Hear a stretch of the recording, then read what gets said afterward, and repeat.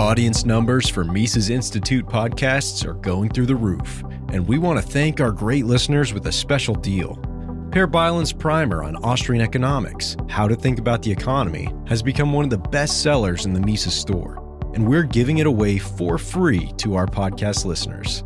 This short book is a great refresher for understanding proper economic logic, and also a perfect introduction to economics for friends and family. So get your free copy of How to Think About the Economy by visiting Mises.org/HAPodFree. That's HA like human action, pod free.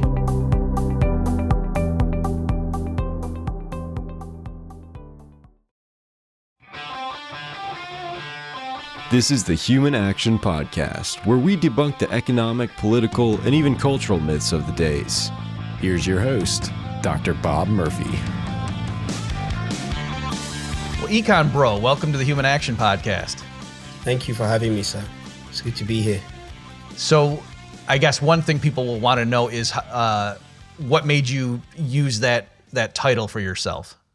I'm economics, so that's my thing.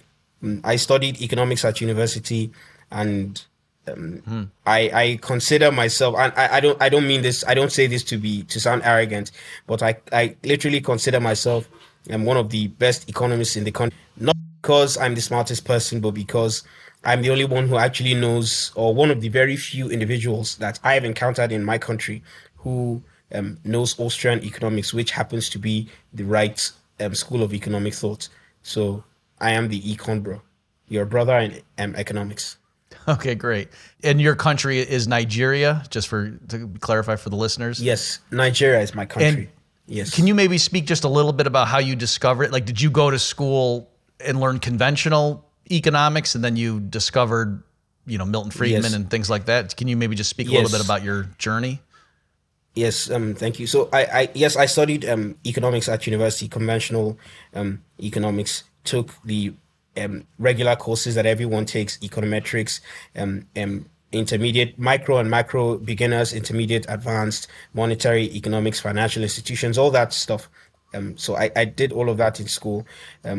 So after graduating from the university, so I always had questions while I was in school, right? I always had questions that my professors were unable to answer. So I thought it was because of the quality of lecturers and professors here. That's what I thought it was, right? I thought they just didn't have the answers. So after my studies, I started to look for alternatives, right?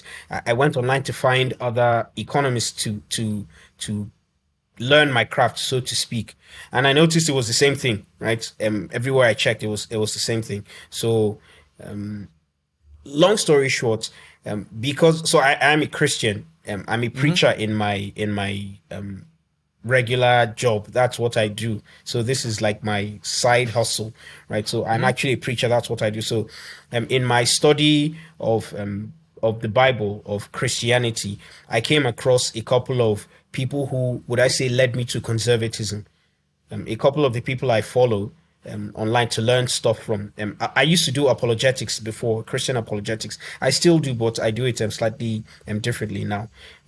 So because of those people, I got introduced to conservatism. And when you start to learn conservatism, it's not difficult for you to come across Milton Friedman, F.A. Hayek, Thomas Sowell. So I started to study those guys, and then I started, of course, learning the alternatives. I got answers to the questions I used to ask in school, the questions I had in school. So I figured out, okay, so it's not that my professors were bad, but it's the school of thought I was being taught that had problems. So I started to look into the other guys, all the guys I've mentioned, and then they had very, very good answers. So it was only, I think, I forget it, 22 or 2021, I can't remember exactly. I got into Rothbard and Mises. I had heard of Mises before, in the past. I knew he was a teacher, F.A. Hayek's teacher, but I didn't really know about human action or his theory of money and credit or anything of the sort. I just knew he was some guy, I think it was I was speaking with a lady on Twitter. Her name is Hannah Cox. She recommended Henry Hazlitt's Economics in One Lesson to me, and then I read that, and he referenced Mises in the introduction. So I was blown away by the book. Right, I was entirely completely blown away by Economics in One Lesson by Hazlitt, and then he made reference to Mises, and then I found Rothbard, and then I found you and Dr. Salerno and Hopper, and pretty much that's how I got to where I am now. So because of my foundation with Milton Friedman and Thomas Sowell and F.A. Hayek, it was not too difficult for me to understand your writings or Hayek's writing or Mises's writings. Or although I have to confess, reading Mises is very, very difficult, especially for second language speakers, English second language speakers like myself. It's very, very difficult. But Rothbard is pretty easy to understand. You're pretty easy to understand. So that's how I got into all of this. So apart from economics, I started to look into the libertarian, the political philosophy, and I think I finally made the switch to anarcho-capitalism in June of this year. That was when I made, I'm sure, I remember it was the 9th of June, a Friday evening, that This is great. I realized I am an anarchist. So that was how it went. So do you remember like when you accepted Jesus, and you remember when you became an anarcho-capitalist? Oh yeah, I accepted Jesus on the 23rd of August 2009. Yeah. Oh, this is it was great. the Thursday or Tuesday, if I'm not mistaken. Yeah. So. Okay, well, there's a lot there. If you don't mind me just asking you to elaborate a little bit. So I love stories like this. Do you remember any of the questions when you were in school learning this stuff, and presumably it wasn't making sense? Do you remember any of those questions you had at the time? Yes. So it was mostly questions that had to do with money, right? So let me, when we were taught the GDP model, Y equals C plus I plus G plus NX. I didn't understand where a lot of things fit into that model. It didn't really make sense to me. So when they used to talk about increasing the money supply, they never really taught us what. I had no idea where money came from. It just, a lot of things, there were just so many holes. When we were taught the money multiplier, how the fractional reserve banking system works, there wasn't a lot of it. I don't know how to explain this. It just didn't make any sense to me. I was like, how does this make sense? So it was when I started to learn about the Austrian business cycle theory and basically Austrianism in general, that I started to learn that counterfeiting, money supply increasing is basically just legalized counterfeiting. So everything just started to add up. But it's intriguing to me that at the time, so you would ask that, your professors would give you answers that didn't satisfy you, and you thought, oh, they just must not understand the discipline. Yeah. So like if I were in the United States at MIT or Harvard, surely there the economics professors teaching, new Keynesianism, which it sounds like was what you were learning, would be able to give me the right answers. And then it's just later you realize, oh no, my Nigerian professors were adequate. It's just the material they were trying to teach me was, contradictory or horrible, problematic. Yes.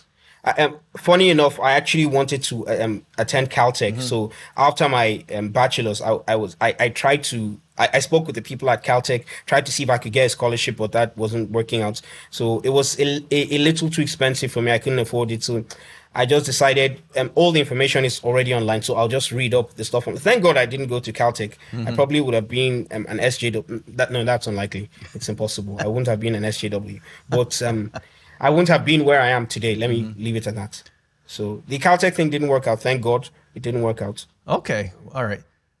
Do you remember, because I know Hannah Cox too, and I know was it partly the Christianity angle? Is that how you guys were conversing? Oh, no. So I've been following the Foundation for Economics Education fee for a long time, since 2015, 16, if I'm not mistaken. So I follow, I knew her through fee. Okay. So I followed her on Twitter, and then one day I just asked. So I wasn't really a big fan of libertarianism at all. I wasn't a fan at all. I absolutely detested libertarians. It's ridiculous to me. Like, how can we live in a stateless society? How would that work? How won't everything turn to utter chaos, right? So libertarianism just didn't make any sense to me. I thought they were conservatives who just wanted to smoke weed and have abortions. That was basically what I thought.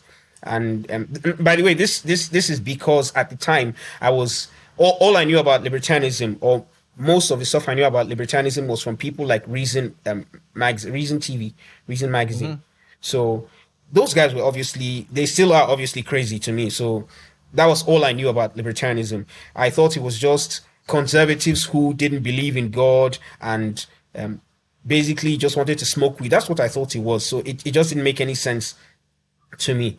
You know, we have a very conservative culture here in Nigeria, in Africa, but especially in Nigeria, we have a very conservative culture, Christian, Muslim. So we don't do the whole LGBT thing here. It's not, that doesn't really fly here.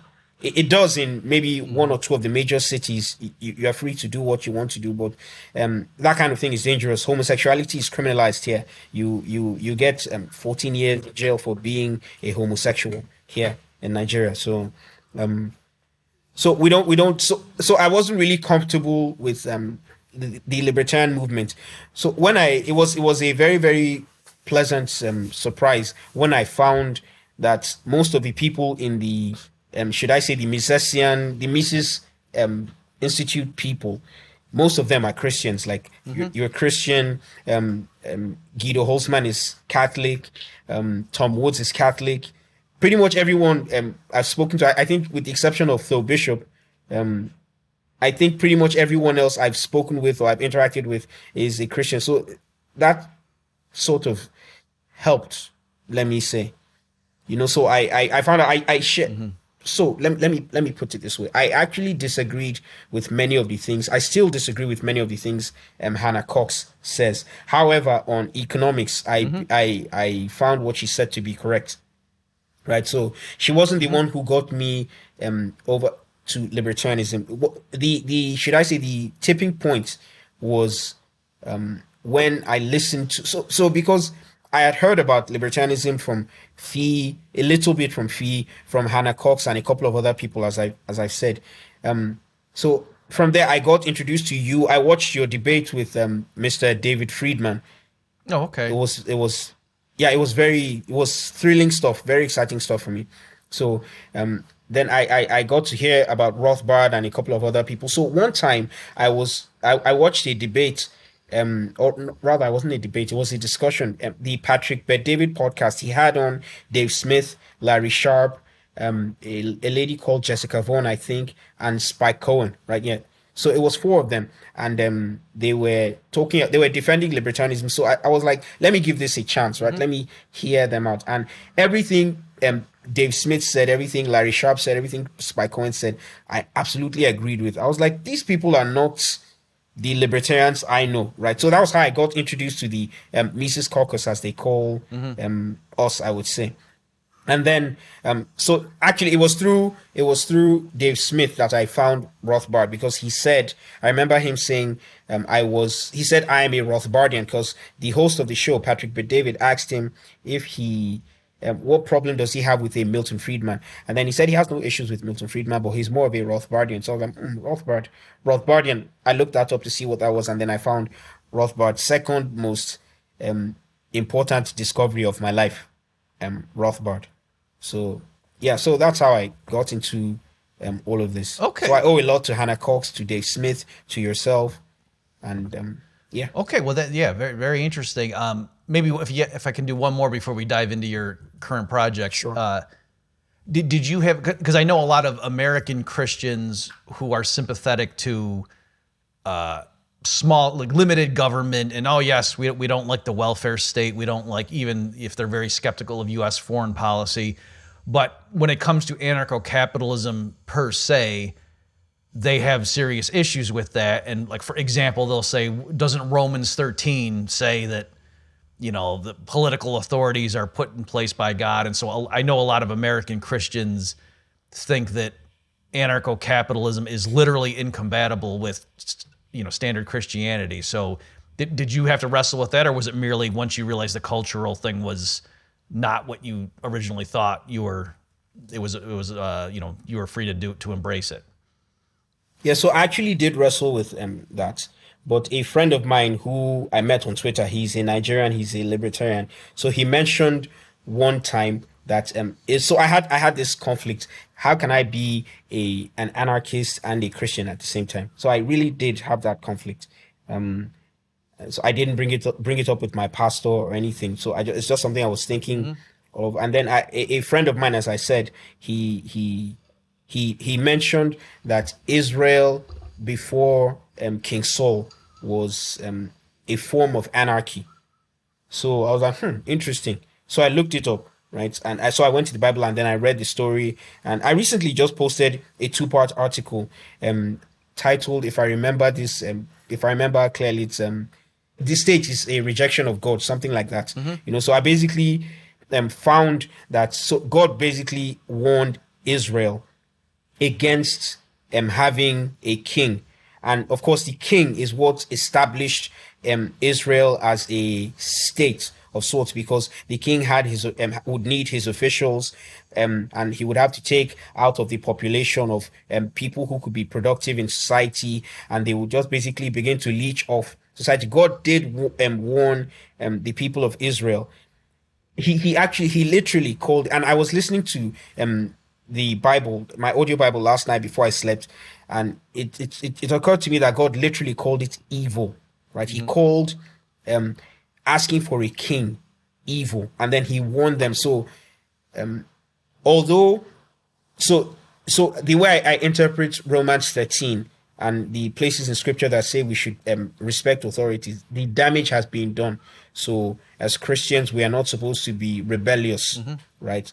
We're not supposed to be rebellious. So now that the damage is done, this is how we are to live under the evil system, right? So the article I wrote recently, so there is this Chris, and I feel very comfortable talking about this because I know you're a Christian. So I feel very comfortable bringing this up. So in the Bible, I don't know if you see things the same way, but in the Bible, we learn in Genesis, the 11th chapter of Genesis, that God divided the nations, right? He formed the nations. Then in Deuteronomy 32, Moses expands the Genesis 11 narrative in verses 8 and 9, telling us that when God divided the nations in Genesis 11, he placed spiritual rulers over the nations, the principalities, the gods over the nations. And then verse 9 says he took Israel as his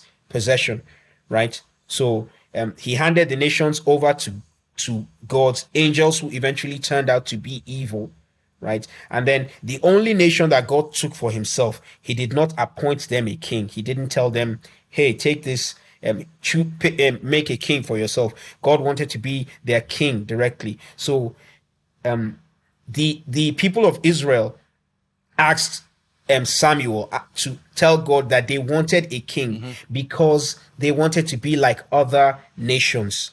And these other nations, according to the Bible, are ruled by principalities and powers. So they are basically responsible for the idolatry and most, not all, but most of the evil, because men are also culpable, right? We have our problems. So, but they are responsible for turning the nations towards idolatry and introducing evil things to them. So if God says specifically, or rather if the people of Israel say we want to be like other nations, and the other nations are governed by powers, and Israel that is governed by evil powers, and Israel that is governed by a king, I just put it together. Obviously it would have been those evil powers that helped them appoint kings. So basically my argument is, in the 2-part article, is the state is basically demonic, right? And then it was, as I said, just last night I was listening to my audio Bible, and then I heard when God said this evil, so asking for the king, making themselves a state. It's I didn't prepare for this, so I'm not so articulate, but it's clear enough in the writing, I hope. Oh yeah, no, I'm tracking your argument definitely, and yeah, this is fascinating stuff. So that's interesting. Your take on Romans 13. Is it sort of analogous that there are other places where Paul like tells slaves, how to be a good slave and so forth, and And it's not that we're supposed to believe that, so the New Testament is endorsing slavery. It's just saying, Paul's not instructing slaves to go try to kill your master in the middle of the night. And so likewise, you're saying, given now that Israel asked for a king, and that's what, the pagan cultures, we all like to have our earthly rulers, that given that's what man has embraced, Paul was just writing and saying, okay, well, here's the way to be a Christian living in this system. Yes. Okay. Yes. The same reasoning applies, as you said, to slavery. So Paul wasn't saying slavery is good. He said a slave should be able to, if he has the opportunity to get his freedom, he should get it. But while you are in that position, be respectful to your master. So. Mm-hmm. Okay. Well, why don't you? I know what definitely our listeners want to hear about is you put on a seminar to teach Nigerians these ideas. Can you speak a bit about that? How that went? Yes. So after learning Austro-libertarianism, so I'm not perfect yet, right? I'm still learning. I'm still reading every day. I'm growing every day. So I just, but I'm a very quick learner. And by God's grace, I'm a very, very quick learner. So fast learner. So I decided, rather than sit back and complain about, because that's literally what everyone does here and pretty much everywhere else in the world, people just sit and complain on Twitter. Nobody's actually doing anything, right? So I decided I'm not going to sit back and just do nothing. I genuinely believe that I have the solution to, I don't have a Messiah complex. I don't think I'm a Joseph or something, but I genuinely believe that the solution to Nigeria's problems, and the problems pretty much everywhere in the world, can be solved by following the Austro-libertarian principles, specifically the what I would call the Rothbardian, because I consider myself a Rothbardian, right?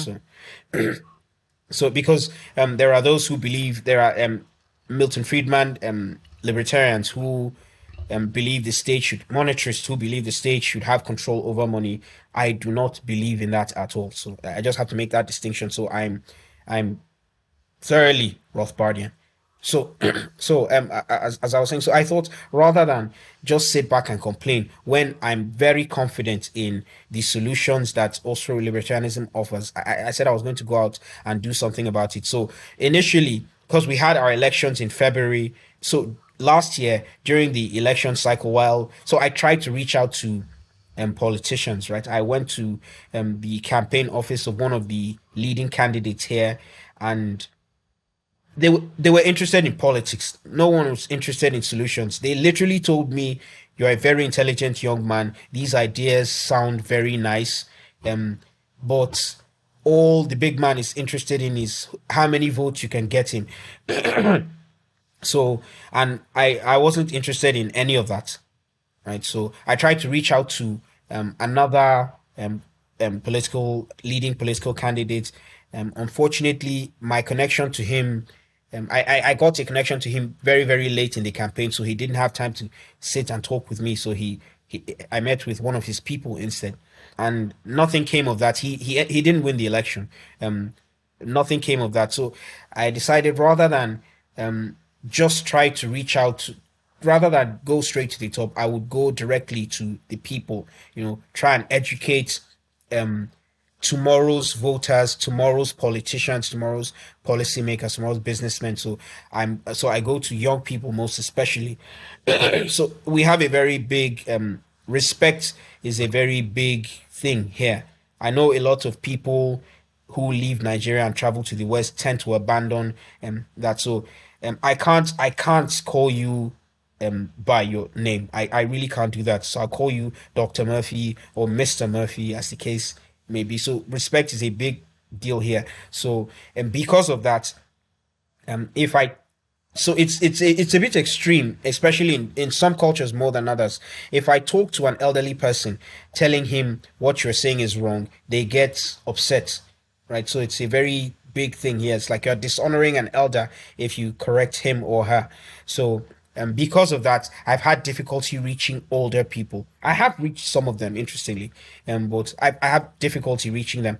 But then with university students, young people, my peers, my mates, I'm making some, especially with the university students, right? Everyone in Nigeria is hungry for ideas. Everyone is hungry for a change. And what I'm saying is radically different from anything they've heard. There's this the ideas are, apart from the fact that they are very compelling when you listen to them because it's very logical, right? I don't need charts or graphs or mathematical models to explain Austrian libertarianism to people. I could just use simple words, just logic, right? People understand very easily what I'm talking about. So apart from the fact that it's compelling, the ideas are so strange to this part of the world that when people hear them, it sounds very exotic, and young people like trendy things. So, and people who I have a lot of success with students and people who let me say they don't yet have a dog in the fight. So I have a lot of opposition from mainstream political analysts and finance people, and so those guys really hate me, right? Because I'm calling them out basically on the things they say. So they are no fan of what I have to say. They are, so those people are set in their ways. They've been preaching this thing for God knows how long. So for some 30-something-year-old to come tell them what you're saying is wrong, they are not buying it, right? But the younger people who are still in school, they are not yet invested in any ideology. They are more receptive to these ideas. So I got some money, went to the Abuja University. So the Federal Capital Territory is the capital of Nigeria. Abuja is the capital of the FCT. So I went to the university, the Federal University here. I have a couple of contacts. I have contacts pretty much everywhere in the country. So I called one person who gave me a student in the economics department's number, and then we discussed, and she was very intrigued by the things I said. We had a meeting, so she introduced me to another student who is more influential, and then we set up a group online, and I told them about what I was coming to talk to them about. So I rented a venue, a hall at a hotel, gathered the students, got paid for sound, paid for feeding, and just spoke to them about money, since right now the biggest problem, or one of the biggest problems, is inflation, right? So everybody is feeling it. Everything is way more expensive than it used to be a couple of years ago. So it was a very interesting topic. And just like myself, when I started to learn these things, they were extremely shocked to find out that the central bank is just a legalized counterfeiting organization. So their minds were blown. But anyway, so I intend to keep doing this. I'm going from school to school, gathering young people. So from that first seminar, I was able to, should I say, harvest a couple of serious-minded people who I'm now training personally, so that they can. And fortunately for me, they live in different parts of the country, and they are all from different ethnic groups, different languages. So my goal is to train them so that they get well versed in these ideas, and they can communicate it to their parents and people in their communities in their local dialect, right? Just so basically my long-term goal is to raise maybe in 10, 15, 20 years, hopefully if I'm fortunate, 1 million people who know these ideas, who understand them at least to a certain level, right? So that when politicians in a decade or so from now come out and start to say, we're going to give you free education and free hospitals and free healthcare and free everything, they know it's nonsense. They know it's nonsense. And if possible, maybe, as I said, in a decade or so, we might actually send out our candidates. So my goal is just to train people. So I have a couple of goals. In the long term, is of changing the political establishment in 15 to 20 years. So I have other short-term goals. Short-term goals is to gain as much popularity, make as much noise as I can, because if I make enough noise, I will eventually. I'm already catching the attention of the mainstream economists here, right? I've caught their attention. They initially used to respond to me but they've stopped because I always, again, I don't say this to brag. I'm just stating the fact. I always get the upper hand in our debates on Twitter and whatnot. So I think I strongly believe I've been blacklisted because one time some guy was talking about reducing the cash reserve ratio here, just basically to be able to expand credit. And I was like, we're complaining that prices are rising, and you're talking about expanding credit. That's going to make things worse. And the man got upset. He's this guy is he goes on interviews all the time, so he's fairly popular, right? So he got very upset and said, we're the same age, by the way. And then he said, I'm being very rude to him and he can't engage with me, that this other guy said this is how I am. So I was like, oh, they've been talking about me. Interesting. So I actually got invited to a one of the leading TV stations twice to come make my case against the central bank. And at the last minute, the host cancelled, right? And I know this host is friends with the people I spar with on Twitter. So I feel that I'm blacklisted, but I don't care. So fortunately for me, this would be my second Mises Institute appearance, right? And I've been on Larry Sharp's show. I've been on a couple of other shows here and there. So the international recognition is actually lending credibility. So younger people are looking and they're asking, who is this nobody that so we call white people Oyibo here. That's the word for white person, basically foreigner. It's called Oyibo. So young people are looking like, who is this young nobody that Oyibo are listening to, right? And it's gaining some it's lending some credibility to my cause. So as I said, short term, become as popular as possible. A time will come, and I believe I said this on Larry Sharp's show. When I look at politicians in the West, I see malice in the policies. There is no way the political elite in the US and basically in the West, there is no way they do not know what you are saying. There is no way they don't know the alternatives that you and people like yourself offer, right? So I think to me it seems like sabotage, right? In the West, I think they are intentionally implementing horrible policies, but that's not the case here. I don't think that's the case here. I genuinely think like our last president, and perhaps one of the most hated men in all of Nigerian history because of how much he ruined the economy. And my people will hate me for this, but I genuinely believe he meant well. He just didn't know any better. And he used to be a military head of state in the past. So he's very dictatorial and he doesn't listen to people.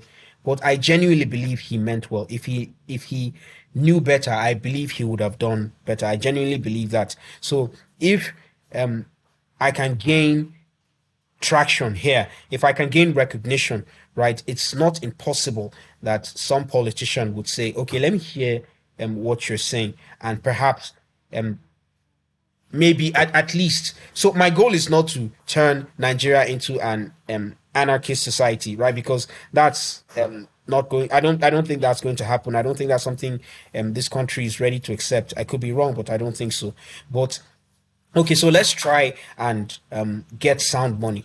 Let's try and reduce taxes. Just move the needle towards liberty as little as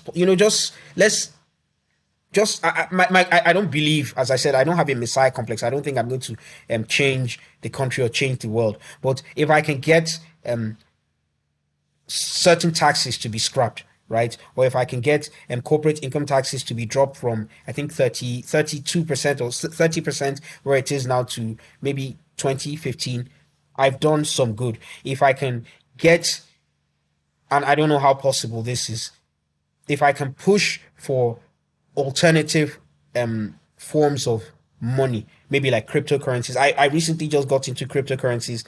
being an Austrian in the Misesian Rothbardian tradition, I am a gold bug. I love gold and silver. Absolutely love gold and silver. But how do I get how do I get people to switch to gold? I can't do that. Gold is very expensive. It's something that can be confiscated by the government if they are displeased with what is going on. But with cryptocurrencies and Monero in particular is this cryptocurrency I just got introduced to recently. If Monero is totally private, can't be traced, nobody knows how much you have. It's from what I've seen, it is actually the best. So if I can get, but again, I'm not going to preach. I'm just preaching sound money, right? So let people make their choice. If it's gold, if it's silver, if it's Monero, if it's Bitcoin. I hope it's not Ethereum, but if it's Ethereum, they choose. Whatever. I'm just going to give them the options. I'll tell them this is what I think is best. So if I can just, as I said, just move the needle in the direction of freedom. Just how do I say this? Should I say? I can't remember the term. Is it to expand the Overton window to include more ideas or to shift? Okay, yeah. If I could expand the Overton window, not shift, because the Overton window here is very small. It's very narrow, right? So it's the spectrum here is socialism and Keynesianism. That's literally all that there is here. That's the spectrum, the entire length of the spectrum. So if I can expand it to include, if I can get Milton Friedman economics here, I've done a great service to this country, right? And Milton Friedman is nowhere close to the my ultimate goal, as you obviously know. So no disrespect to Milton Friedman, I absolutely love his work, right? It's just we disagree on money. Yeah. Okay. Yeah. It's interesting. You said that. Everything's interesting, but to go back, because I was talking with an economist, from the Misesian tradition, from Venezuela back, when they were having hyperinflation, and I asked him. I said, do your colleagues? Is it obvious to them? Because they had hyperinflation and they had price controls. And of course, all the goods disappeared from the store shelves, and it's obvious to us why that happened. And I was asking him, do at least your economist friends understand what's going on? And he was saying no, that even the professional economists did not fully get, what was happening, and they thought it was speculators, and so I was just kind of astonished to hear that. So, but it sounds like you're saying it's similar there. Yeah, it's the same here. Yeah, it's the same here. They implement horrible policy, and then we predict this is what is going to happen, and then it happens, and everybody's asking why did this happen, and they end up listening to the mainstream economists who basically recommend more of the same policy that led to where we are now. I was just talking of the man who was complaining about inflation, yet saying the cash reserve ratio should be reduced. Giving the banks the ability to expand credit even more. So more of the same. One of the leading economic analysts here on Twitter anyway, not like in the country, but he's very well known. He's respected, has hundreds of thousands of followers. He keeps saying that the Nigerian government has a spending problem, not a revenue problem. Right? He keeps that's like his catchphrase. So he points to there's a lot of wasteful spending here. Right? There's a lot of wasteful, very, very wasteful. If I were to go into all of it, I'll probably be assassinated. That's a joke. Kind of. Kind of. I'm not really too, but if I were to go into all of it, it'll be really. So there's a lot of very corrupt, overt, useless spending, right? They spend on themselves. So these people complain that there's the government spends on wasteful ventures, and this financial analyst, Nigeria has a spending problem, not a revenue problem guy, recommends that rather than cut spending should be redirected to other areas he feels are more are better. Like, so he says the government should spend more on education. The government should spend more on healthcare. The government should spend more on infrastructure.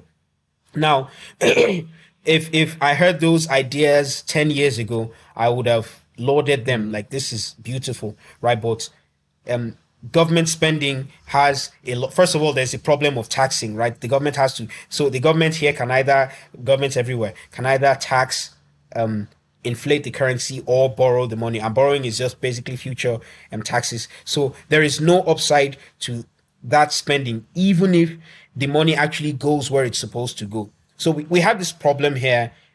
So we have fuel subsidies here, right? And then they were taken out, and fuel got really, really expensive. And people were saying the money that was spent on subsidies in the past should be. I did write another 2-part article about this.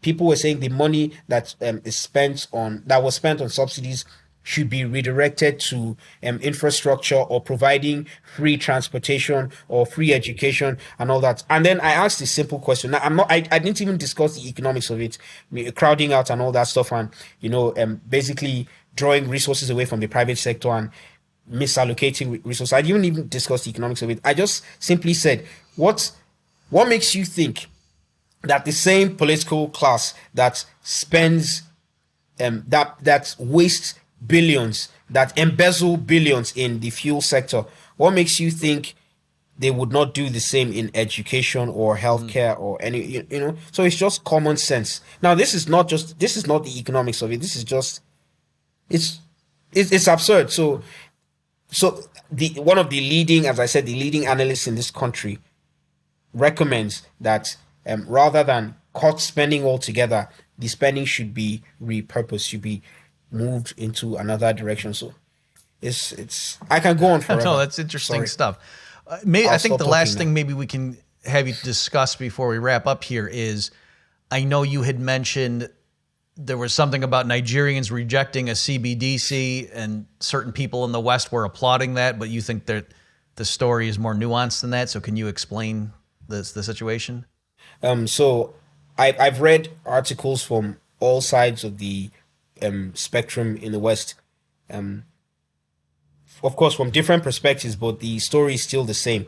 Nigeria rejected CBDCs, and for the liberty movement, the liberty side of the spectrum, the argument is CBDCs are evil, and Nigeria rejected CBDC. So the idea or the theme of those kinds of articles, the theme is liberty is winning, and as much as I would love liberty to win, that's the sole purpose of my my activism, my advocacy here, and that's not what's happened. So the in 2021, the government tried to push, or rather in 2020, the government tried to introduce the e-naira, which is our central bank digital currency, but it never took off, right? It didn't work at all. Mm-hmm. So last year, the government said they wanted to redesign the naira. So they wanted to change the 1,000 naira bill, the 500 naira bill, and the 200 naira bill. So they wanted to change them, right? So they said, bring in your old 200, 500, and 1,000, the highest denominations, bring them in, and then you collect the new ones. So people went and they said the old ones are going to go out of circulation. They're not going to be accepted and past a certain date. So people turn them in fear. And when you pay in the old notes to the bank, they don't give you the new one. They just credit your account, right? So people thought, so I initially thought, okay, maybe there's some Western influence trying to push CBDCs. But then I thought again, our former president is he's, as I called him on another podcast, he's the boomer's boomer, right? So he's as old school as it gets, right? So there's no way this man is going to be pushing for CBDCs. So we all knew what was happening, right? Basically, in Nigeria, there is a very big problem when it comes to elections here. they literally buy votes with cash. Literally, so they get like old men and women in the villages to line up, and then they bring their voter ID. We have voter ID here, and nobody's racist for asking for voter ID. So and then they give you 5,000 naira, which is about maybe $5 today. They 5,000 naira, and then you vote the candidate of their choice. So they use literally. So there was this in the 2019 elections, a politician had bullion vans, like these trucks that carry wads of cash. Two of them came to his house, right? So we have that kind of stuff happen here. So they literally use cash to buy votes. You can't transfer. These people live in the villages. They don't even have smartphones. So you can't. So they give them cash at the polls, and then at the voting booths, and then they vote. So the last president was trying to stop this from happening, which was why he was collecting the cash from people, so that there wouldn't be any cash for people to buy votes. So there was massive cash scarcity. And by the way, it didn't really affect the politicians that much, because the little cash that the banks would give it to those people, right? They wouldn't give it to someone like myself, right? So the rest of us had to work with transfers and all that, or what little cash. I lost so much weight that period because I had to walk a lot. I couldn't pay transport because there was no cash, right? So I did a lot of walking. It was good for me. So the purpose was to stop, not to introduce CBDCs, but to stop people from buying votes. And then literally like a week after the elections, cash was everywhere again. Of course, people rioted, right? People were protesting, were burning banks and smashing. So the people were not fighting for liberty. They were fighting because they didn't have access to cash. So it's not like Nigeria is such an awake or an aware society that they know that this can lead to some kind of dystopian world. That wasn't what it was at all. People just didn't have access to their cash, to their money. I say this very, very confidently. If for some reason, maybe by some means, we have the technology for literally everyone to have smartphones here, and they have the skills to use it to transfer money from one account to the other, Nigeria would be the easiest place in the world to push CBDCs. This is not a liberty-loving country. We love the government in this place. We absolutely, despite the horrors that the government has imposed on us, we believe we cannot exist. We can't survive without the government. If the government, what people were saying that time, right, when there was a cash scarcity, was the government should do more to ensure that financial technology spreads around the country, so that the grandmother in the village has access to digital banking and all that. So it was not a win for liberty, right? So that some good did come out of it. Very, very interesting lessons. Some good came out of that cash scarcity. So some people actually resorted to barter during that period in certain communities because there was no cash. So people resorted to barter, right? Some people started to use the currency of neighboring, those countries around, those states around the borders. They started to use the currency of neighboring countries. So what good? How is this good? This shows that a society can actually switch to another form of money without the government's help, right? So even without the government, people found ways to trade in certain parts of the country. We have large gold deposits in two of our states here. And unfortunately, there is a whole lot of banditry and murders and killings in those areas. They are fighting for the gold.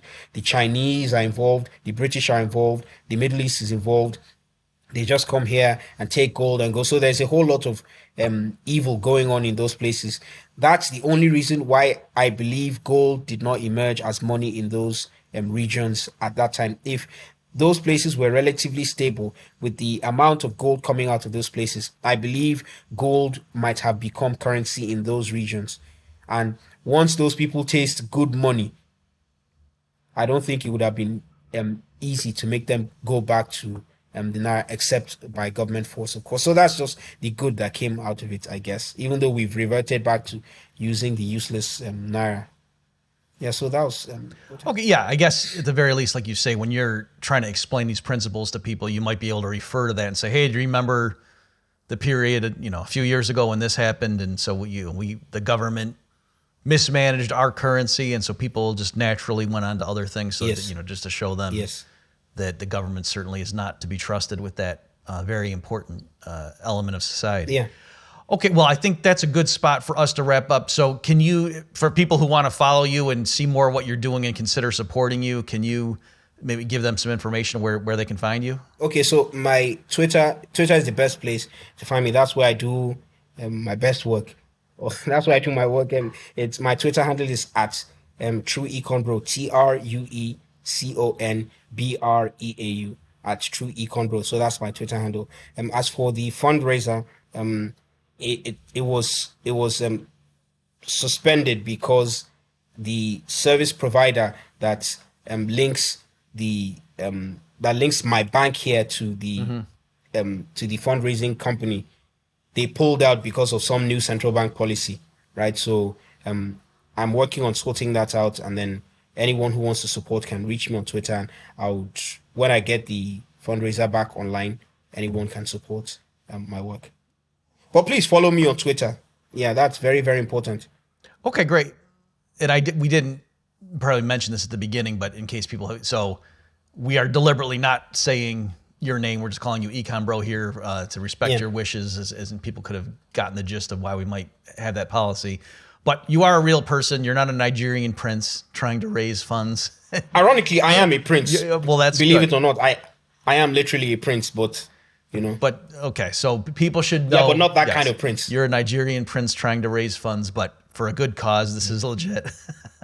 But I am just explaining to the listeners why, they thought I was being rude and I wasn't saying your name, that was on purpose. Okay, well, thanks. This has been fascinating. We wish you the best of luck in all your endeavors, and let's stay in touch, and hopefully this episode will bring some more attention to your important work. Thank you very much. God bless you. Thank you for having me on. God bless you, sir. Okay, thank you. And thank you, folks, for tuning in, and we'll see you next time. Check back next week for a new episode of the Human Action Podcast. In the meantime, you can find more content like this on Mises.org.